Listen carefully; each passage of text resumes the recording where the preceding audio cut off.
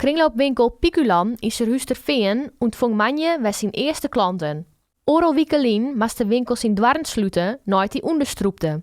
Troch voele Rijnval stiet er binnendoor zo'n 10 centimeter wetter. In korte tijd is er een soort werk verzet om de boel weer op te redden. In de eerste plaats hebben we de hele vlierbedekking eruit halen maten, over de hele winkel. Het is zo'n 1400 meter denk ik. En dat zie je vol wetter, dat het een enorme klus was. Verder ben er een hele grote meubels voor het gang, kosten. Ik denk de eerste container die we voordien helemaal vol wegen over 100 ton. De ramp kie de verste vrijwilligers net in de koude klingen zitten. Want haar het en ziel zit in de winkel. Het was een hele teleurstelling voor zelf. En als je dan eerst als joggen, dan denk je van nou, dit komt nooit weer goed. Hoe maken we dit haar? Ik denk vast dat net alleen ik, maar dat er meer was binnen die minder nachten hadden.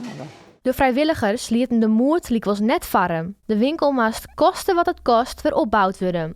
Ze kregen daarbij hulp van mensen uit de omjouwing. Elts moest instantie bijdragen. Emma mij van die trekkers de vlieroer. We hebben grote droegkanonnen in de winkel zetten om de vlier weer op te droegen.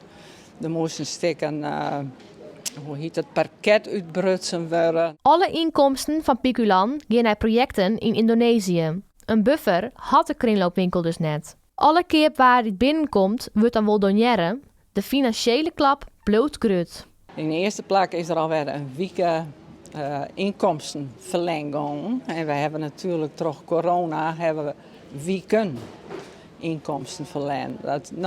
Het wordt een hele grote strop. Om 1 uur wien klanten weer welkom bij Piculan. Maar voor openingstijd wie het al druk. Het personeel hoopt het de komende tijd de financiële skeer weer in te helpen.